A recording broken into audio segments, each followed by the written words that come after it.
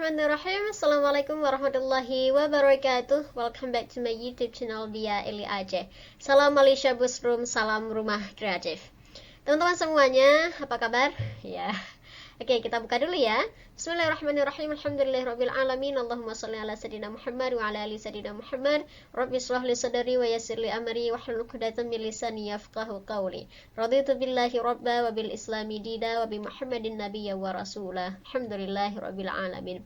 Alright, teman-teman semuanya, alhamdulillah kita akan menjelaskan sedikit tentang language improvement.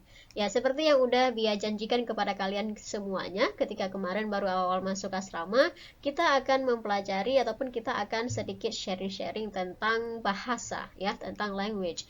Nah, jadi language di sini nanti akan Bia sampaikan apa sih pengertiannya, fungsinya, manfaatnya dan seterusnya nanti tentang bahasa.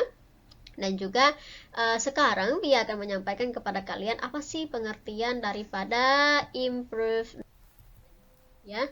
Oke. Improvement itu teman-teman semuanya tadi adalah tadi kan Bia buat judulnya, itu judul besarnya adalah language improvement. Jadi improvement itu maksudnya adalah peningkatan kualitas menjadi lebih baik atau peningkatan value ya, value daripada bahasa kita sehingga menjadi lebih baik. Itulah yang dimaksud dengan improvement. Nah, di language improvement ini maksudnya adalah meningkatkan bahasa kita agar menjadi lebih baik. Bahasa yang kita maksud di sini nanti adalah bahasa Arab dengan bahasa Inggris. Why? Because in our ma'had we need to speak English and Arabic. Ya, beruntunglah kalian tidak harus masuk asrama sehingga kalian tidak wajib berbicara bahasa Arab ataupun bahasa Inggris setiap hari ya. Tapi kalau misalnya kalian masuk asrama, you need to speak English or Arabic. Nah, susah dong ya. Tapi nggak susah ya, dimana kemauan di situ ada jalan, kayak gitu dia. Kalau misalnya kalian udah pernah masuk pesantren, baik itu 3 tahun, 6 tahun atau berapapun, kalian pasti udah terbiasa dengan mengomong bahasa Arab atau bahasa Inggris, karena bahasa Arab bahasa Inggris itu adalah bahasanya anak pesantren. Ya gitu ya. And then di sini ada satu quote yang Bia ngambil ya, yaitu tentang the breath of life is the language, we cannot live without it. Jadi maksud di sini adalah pernafasan sebuah kehidupan ya. Nafasnya sebuah kehidupan itu adalah bahasa. Kita tidak bisa hidup tanpa bahasa. Kok bisa sepenting itu? Ya, nanti kalian akan tahu kenapa sih bahasa itu sangat penting dalam kehidupan kita ya. Oke, what is language ya? Di slide ini Bia akan menyampaikan kepada kalian tentang apa sih bahasa itu, apa sih fungsinya, apa sih manfaatnya dan seterusnya. Nah, di sini bisa kalian lihat bahwa language is a tool of communications. Jadi maksudnya adalah komunikasi ya, alat untuk komunikasi itu adalah bahasa. So that's mean language sangat penting dalam komunikasi ya, karena a tool ya, language a tool, jadi penting banget dalam komunikasi. Kemudian di sini yang kedua ada language adalah satu perjanjian yang disepakati. Nah, maksudnya apa? Maksud daripada satu perjanjian yang disepakati adalah bahasa itu satu kata yang baru dikatakan bahasa itu apabila dia itu sudah diketahui oleh beberapa orang, beberapa kelompok orang ya, ataupun satu komunitas, satu desa. Misalnya ada di desa A, kalian itu sudah menciptakan satu kata baru ya. Kemudian kalian berbicara sesama kalian bahasa itu, kata-kata baru itu, maka itu disebut bahasa. Tapi berbeda kasusnya, misalnya kalian di kamar sendiri, kemudian kalian ciptakan bahasa yang satu kata baru untuk satu benda, kemudian hanya kalian yang hanya kamu sendiri yang tahu, terus apakah itu disebut dengan bahasa? Tidak, itu tidak disebut dengan sebuah bahasa, karena itu hanya kita yang tahu. Dia itu tidak bisa dikomunikasikan kepada orang lain, kecuali kamu sudah menciptakan satu kata baru, kemudian kalian sebarkan, kalian kasih tahu kepada orang-orang lain, dan orang lain menerimanya, maka itu baru bisa disebut dengan sebuah bahasa ya.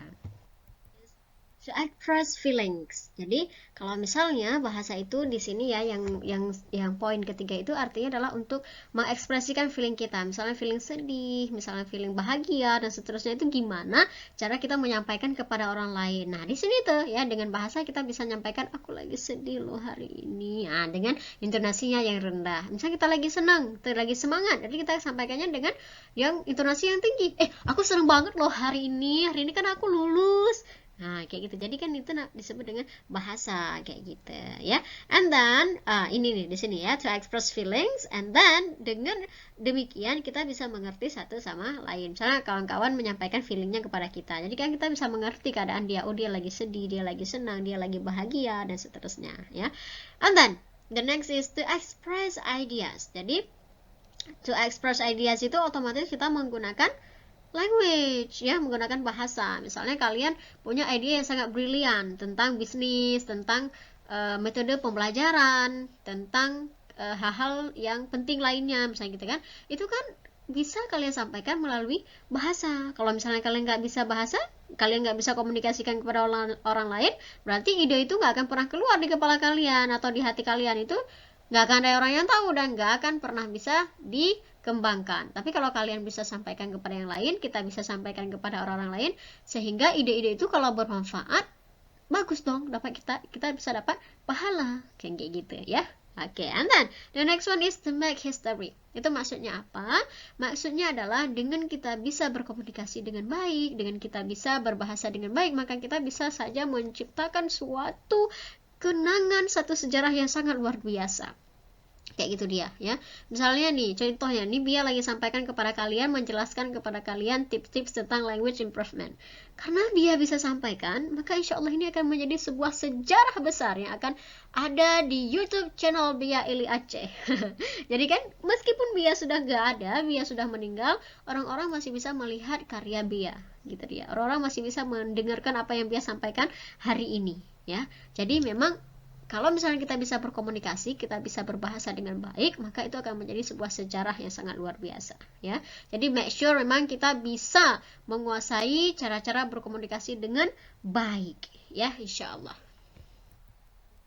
And then the next one is, ada nih satu quote lagi yang Bia ngambil dari Paul J. Meyer.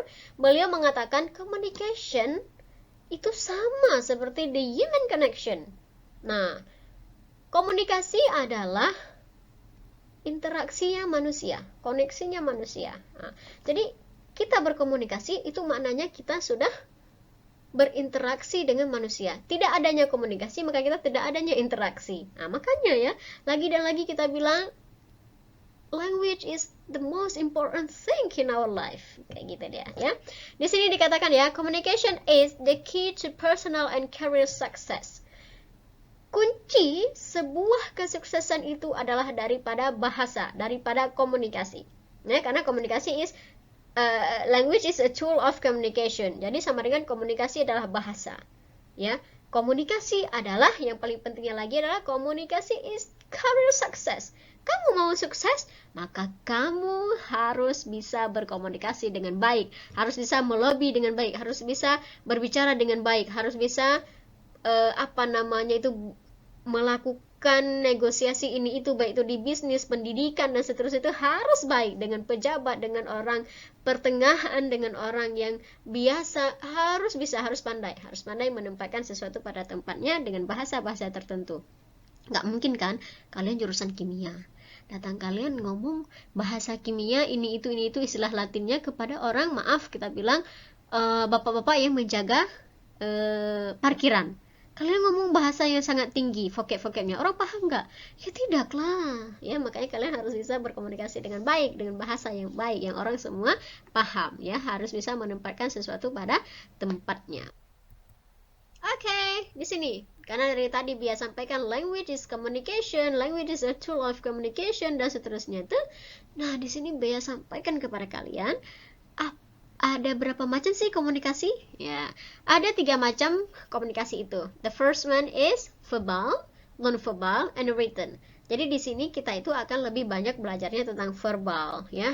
Maksudnya verbal itu adalah saya mengucapkan sesuatu seperti ini kepada kalian, ya, itu namanya verbal. Sesuatu yang keluar daripada lisan, itu verbal. Orang bisa mendengarkannya. Tapi kalau misalnya non-verbal, itu maksudnya adalah bahasa isyarat, ya. Misalnya kita bilang kita setuju, I will agree, yes, kayak gini. Ya, misalnya kita bilang jangan lakukan itu, no, don't do that. Don't do that, jangan lakukan itu adalah verbal. Tapi ketika kalian buat, itu isyarat. Ya, misalnya kalian bilang Assalamualaikum. Assalamualaikum itu adalah verbal. Tapi Assalamualaikum. Membuat tangan seperti ini itu juga menjadi sebuah sapaan, kayak gitu dia ya. Jadi kalau kan ada tuh bahasa isyarat ya, bahasa isyarat itulah yang disebut dengan nonverbal ya. Jadi kalau misalnya dalam komunikasi itu kita harus bisa mix antara verbal and nonverbal, kayak gitu dia. Harus ada ekspresif ya, misalnya kayak saya ngomong nih, harus ekspresif saya ucapkan, tapi mengajak kalian untuk lebih ekspresif itu juga disebut dengan cara berkomunikasi ataupun salah satu daripada bentuk komunikasi. And then the third one is written itu dalam bentuk tulisan, baik itu yang sebagai media cetak seperti koran, buku, dan lain-lainnya. Nanti ada jenisnya lagi ya, writtennya dalam bentuk apa, bentuk naskah, skenario, atau bentuk puisi, dalam bentuk novel, dalam bentuk jurnal seperti laporan-laporan berita-berita itu namanya jurnal gitu ya, dan seterusnya. Dalam bentuk tesis, laporan karya ilmiah atau skripsi, jurnal dan lain-lain, itu namanya written. Karena kadang-kadang apa yang kita ucapkan itu nggak bisa kita praktekkan dengan isyarat, banyak kan, kita nggak bisa semuanya isyarat. Misalnya kita bilang A, kita tulis A gitu kan, tapi kalau bahasa isyaratnya orang yang, maaf kita bilang, yang orang nggak bisa berbicara dengan lisannya ya, itu kan beda lagi ya. A-nya bentuk A kayak gini misalnya kan, atau kalau C-nya gini mereka, ataupun kayak mana gitu ya kan, ada yang tertentu lah ya, ketentuan tertentu. Gitu juga dengan written itu ada ada strukturnya ya, ada kalimat pembuka, kalimat isi, penutup, dan seterusnya, kayak gitu dia. Memang kita harus mempelajarkan banyak hal, tapi kalau misalnya di sini we just learn about verbal ya. And then the next slide, di sini Bea sampaikan kepada kita semuanya how to learn a new language. Ya, ada berapa poin? Ada 5 poin di sini. The first one, ketika kalian ingin mempelajari suatu bahasa, itu kita harus punya a great intention ataupun niat. Karena apa? Rasulullah SAW bersabda, innamal a'malu binniyat, ya, falikulli syai'im ma nawa. Ya, sesungguhnya segala sesuatu itu berawal daripada niat, maka dia akan mendapatkan apa yang dia niatkan. Makanya kalian harus niat yang baik ya. Kenapa sih kalian mau belajar bahasa Arab? Kenapa sih kalian mau belajar bahasa Inggris? Apakah hanya karena kalian tinggal di asrama? Apakah karena hanya kalian diwajibkan sama manusia? Nah, itu harus tahu ya. Misalnya kayak Bea sendiri ya, I'm a student in English department. Jadi Bea tuh ketika dulu belajar bahasa Inggris tuh punya intention ingin mendakwah in English. Jadi biar semuanya orang bisa tahu, nanti nggak cuma di Indonesia bisa tahunya, tapi bisa juga di luar negeri, di negara-negara yang lain. When I speak about one ayah, jadi all people know what I speak. Jadi mereka pun akan tahu tentang agama kita, tahu tentang Al-Quran dan seterusnya. Jadi kita nggak berbatas dakwahnya. Itu niat Bea dulu belajar dalam bahasa Inggris. Begitu juga sama kalian. Kalau kalian belajar bahasa Arab itu kenapa? Misalnya saya mau belajar bahasa Arab karena saya mau paham tentang Al-Quran, dan biar saya bisa lebih mengerti apa yang disampaikan dalam Al-Quran. Itu kan bagus niatnya. Jangan hanya gara-gara kenapa belajar bahasa Inggris? Itu Bia Eli suruh belajar, Suzaiki suruh belajar. Jangan kayak gitu dong ya, rugi nanti. And then the next one is knowing the words of vocabulary. Dalam kita belajar bahasa yang baru, ya otomatis kita harus tahu vocabnya. Contoh, misal kalian mau bilang ini bahasa Inggrisnya apa? Pen, ya. Kalau kalian nggak tahu kalau ini bahasa Inggrisnya pen, ya gimana kalian bisa berbahasa, ya? Misalnya ini bahasa Inggrisnya apa? Cincin. Bahasa Inggrisnya adalah ring. Ya, kalau misalnya kalian nggak tahu bahasa Inggrisnya ini ring, ya nggak mungkin kalian bisa berbahasa. Aku atau saya, bahasa Inggrisnya I, bahasa Arabnya ana. Ya, misalnya kalian nggak tahu, ya kan nggak mungkin kalian bisa berbahasa Inggris. Misalnya saya mau pulpen, mau apa bahasa Inggrisnya? Want. Ya, pulpen, pen. Tadi kita tahu. Saya I want a pen. Ya, kalau misalnya bahasa Arab, saya ana. Pulpen itu artinya adalah kolam. Ya, misalnya kalau mau tadi saya mau pulpen kan, mau uridu. Berarti dalam kita bilangnya biar orang paham, uridu, ana uridu kolam, saya mau pulpen ya. Walaupun itu kan kaidahnya masih kurang tepat, tapi nggak apa-apa asalkan orang paham, sudah dikatakan sebagai komunikasi. Ya, yang penting orang paham ya ketentuan yang kedua tadi. Okay, and the next one is do the practice. Do the practice itu maksudnya adalah kita ketika sudah paham ya makna ataupun kata dalam bahasa tersebut, kita harus melakukan praktis, harus kita praktekkan. Kayak Bia bilang tadi kan, misalnya Ana sudah tahu saya, ataupun I ternyata saya, ngomong I ya, saya mau pergi kamar mandi, I want to go to bathroom. Karena kita sudah tahu. Kalau emang kita belum tahu kamar mandi itu apa, berarti I want go, sudah tahu kita, I want to go. Kamar mandi belum tahu, I want to go to kamar mandi. Ngomong aja kayak gitu, nggak apa-apa. Yang penting practice, ya. And then be consistent. Konsistensi itu maknanya adalah istiqomah. Jadi kalau kalian sudah bisa suatu bahasa, itu harus langsung dipraktekkan. Kalau enggak itu lupa. Gitu juga dengan belajar. Karena bahasa Arab, bahasa Inggris itu bukan bahasa kita. Atau bahasa-bahasa lain itu bukan bahasa kita. Bukan our mother's tongue. Ya, jadi harus kita belajar every day. Minimal setiap hari itu harus kita ucapkan atau harus kita pelajari kata-kata yang baru. Nggak bisa kan satu kamus otomatis masuk kepala kita. No, we cannot do that. Kita berbatas. Belum lagi kita kuliah, ya.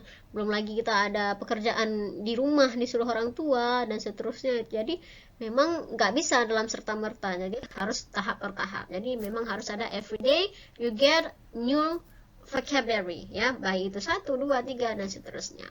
And then the next one is, and the last one, be and enjoy yourself. Maksudnya apa? Jadilah diri kamu sendiri dan nikmati bahasa itu. Kalau kalian terpaksa, kalian nggak menikmati, maka itu akan cepat jenuh, cepat bosan. Makanya harus menjadi diri sendiri, harus menikmati apa yang kita pelajari itu. Jadi itu insya Allah akan membantu kita jadi lebih semangat gitu. Dan gak mudah kita tinggalkan. Oke, and then the next one. Tadi kita sudah belajar di slide yang sebelumnya tuh ya. Jadi di sini Bia sampaikan, how do we speak a new language? Nah, gimana sih kita bisa berbicara bahasa yang baru? Kalau tadi kita gimana cara belajarnya, sekarang cara kita langsung ngomong. Gimana sih ngomong? Saya udah bisa nih, udah belajar, udah tahu vocabnya. Gimana cara kita ngomong? Nah, the first step is start with basmalah. Itu maksudnya apa? Start with basmalah itu lakukan segala sesuatu itu dengan bismillah, ya, biar menjadi ibadah. Jadi misalnya kita mau belajar bahasa baru tadi sudah bismillah, kemudian kita mau ngomong bismillah. Kayak gitu ya. Kemudian susah nih, karena kan kita awal-awal nih ngomong ya, masih susah, masih kaku lidah kita. Makanya tahap pertama itu adalah take a breath, nafas ya, smile. Kemudian ngomong gitu. Jadi kita udah santai. Ketika kita udah santai itu alam bawah sadar kita tuh akan membantu ya, karena akan membantu ilmu-ilmu yang udah ada pada kita itu membantu. Karena kalau kita nervous tuh semua ilmu yang udah kita punya itu hilang. Makanya jangan pernah nervous ya.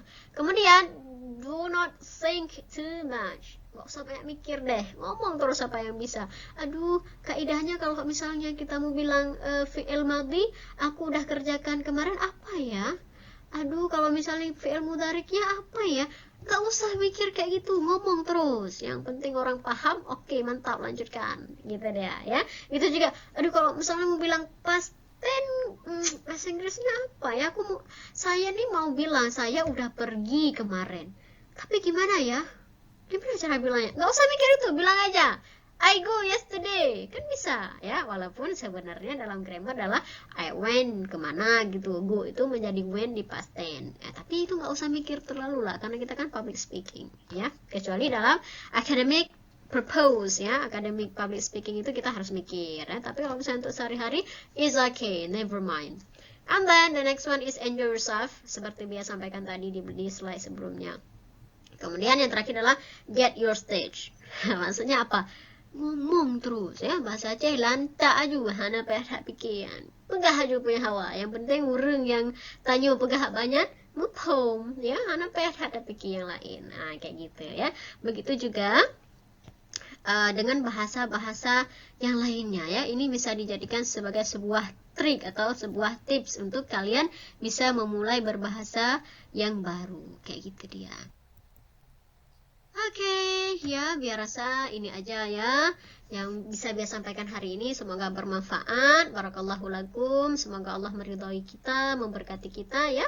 Jazakumullahu khairan jaza ya. Semoga kebaikan-kebaikan itu menyertai kita semuanya ya. Thank you very much. Dan Bea mau sampaikan kepada kalian, dalam kita hidup ini kita selalu membutuhkan komunikasi. Ingat ya, cara kita berkomunikasi itu harus dengan baik dan sopan.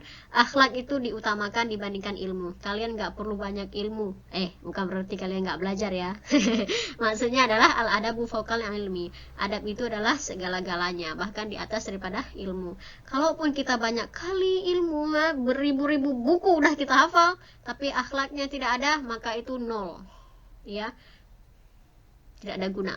Makanya adab itu harus diutamakan ketika berbicara. Misalnya ketika mengucapkan salam, kita tahu teorinya salam itu harus kita ucapkan ketika berjumpa dengan siapa saja. Tapi kita ucapkan salamnya dengan sinis. Apakah itu ada gunanya? Nggak ada, malah bikin orang sakit hati ya. Tapi ketika kita mengucapkannya dengan baik, dengan akhlak yang baik, maka itu akan menjadi sebuah hal yang orang pun senang ya. Kita ucap dengan senyum dulu, Assalamualaikum. Nah, jadi kan kayak gitu enak. Jangan Assalamualaikum.